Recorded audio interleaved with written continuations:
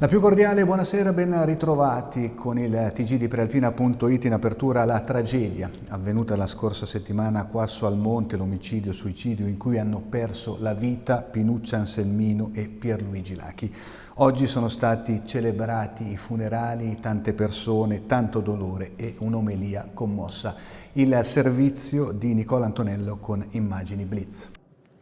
Due bare, una accanto all'altra, insieme nella vita, insieme nella morte.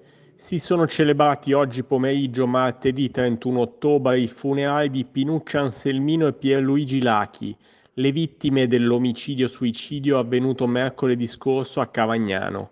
Ed è stata la chiesa parrocchiale della frazione di Quasso al Monte a ospitare le esequie dei coniugi, davanti alla folla che si è stretta attorno alla famiglia. Durante l'omelia Don Franco Bonatti, con la voce rotta dall'emozione, ha descritto la riservatezza e la religiosità di Pinuccia, mentre di Pierluigi ha ricordato il modo buono e scanzonato di vivere. Ma il sacerdote ha affrontato con delicatezza anche quanto successo, parlando dell'oscurità presente in ogni uomo che può portare a scelte scriteriate, che solo la luce di Gesù può illuminare. Anche il parroco Don Marco Usuelli ha invocato l'ascolto della parola di Dio come quella più vera, soprattutto per superare una tragedia così immane. Dopo aver lottato per la vita per 4 giorni all'ospedale Niguarda di Milano, il suo cuore ha cessato di battere. È morta oggi Sara Basilico, 22 anni, risiedeva a Vanzago. Venerdì scorso era rimasta ferita nell'incidente avvenuto sull'autostrada 8 Milano-Varese in direzione Varese nel tratto tra Fiera Milano e la barriera Milano Nord. Le sue condizioni erano parse da subito gravissime. Oggi il decesso.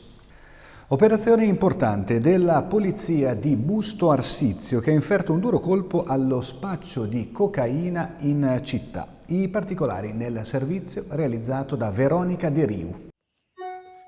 20 kg di cocaina per un valore di mercato di 800.000 euro e quanto i poliziotti del commissariato di Busto Arsizio hanno sequestrato intercettando un ingente carico di stupefacenti. Sono stati arrestati 2 narcotrafficanti, un marocchino di 44 anni residente nell'Interland milanese e un camionista tedesco che aveva appunto sul suo autoarticolato il carico di droga.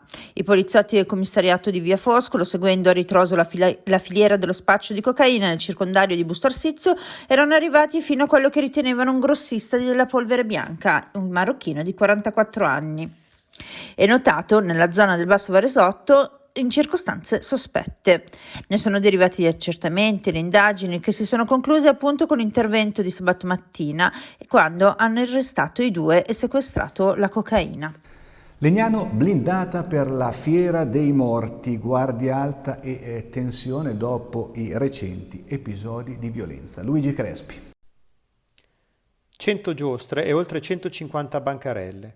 Anche quest'anno il 1 di novembre ha tutti i numeri per diventare un evento in grado di attirare a Legnano migliaia di persone.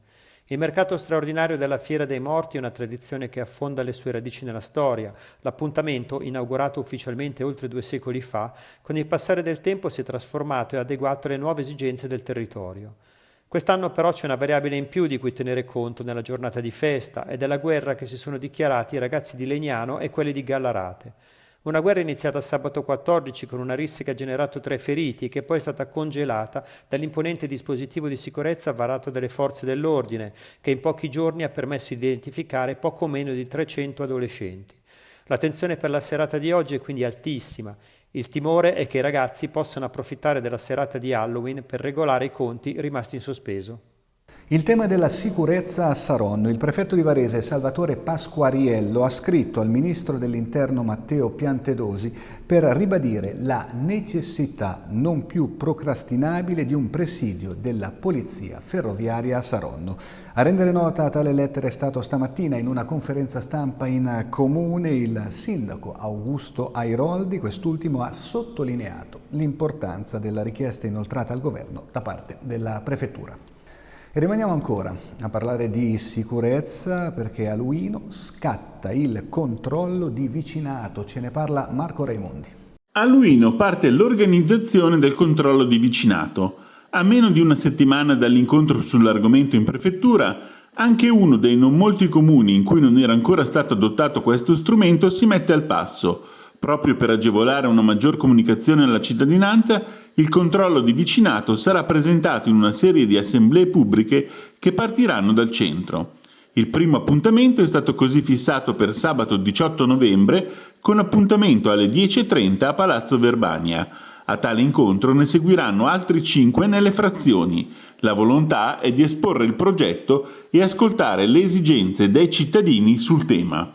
Siamo estremamente convinti che l'espressione 100 occhi siano meglio di 2 abbia un senso reale, ha commentato l'assessore alla sicurezza Ivan Martinelli. È un'iniziativa che non solo ha un grande potenziale a livello di sicurezza, ma impegna i cittadini volenterosi a spendersi per la propria città. Partecipate numerosi agli incontri che faremo, lì offriremo tutti i dettagli sul programma ed esporremo ogni aspetto del controllo di vicinato. Se avete dubbi o perplessità, li appianeremo in quelle sedi.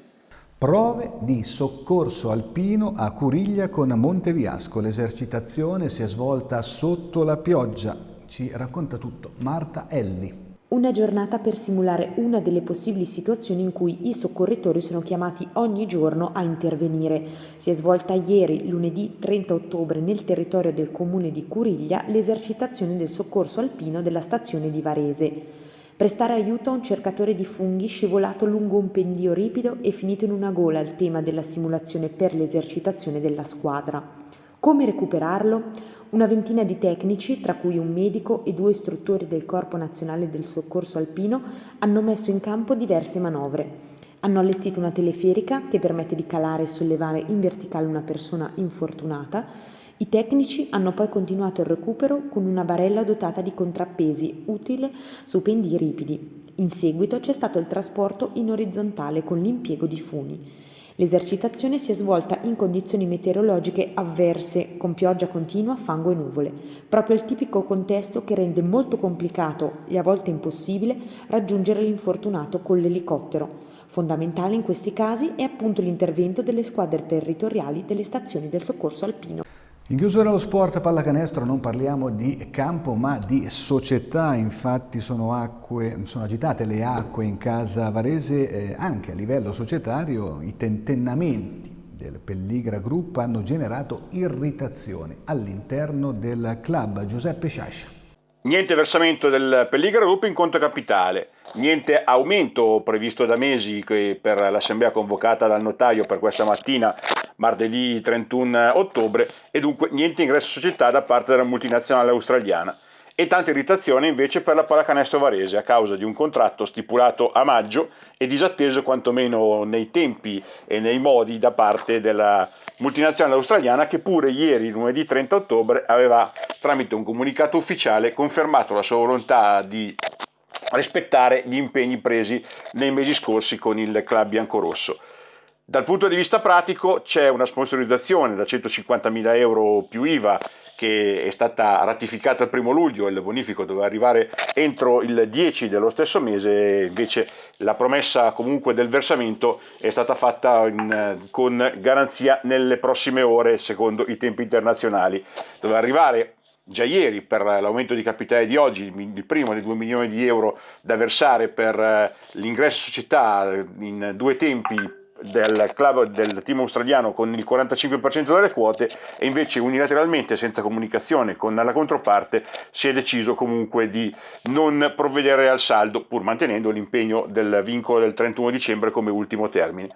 Ora il primo test sarà il bonifico da 150.000 euro che è stato promesso nelle prossime ore. Se entro venerdì non sarà comunque sul conto della società, chiaramente si prenderanno le dovute conseguenze. Bene, è tutto con la pallacanestro. Si chiude questa edizione della TG di Prealpina.it che tornerà domani alle 19. Buona serata.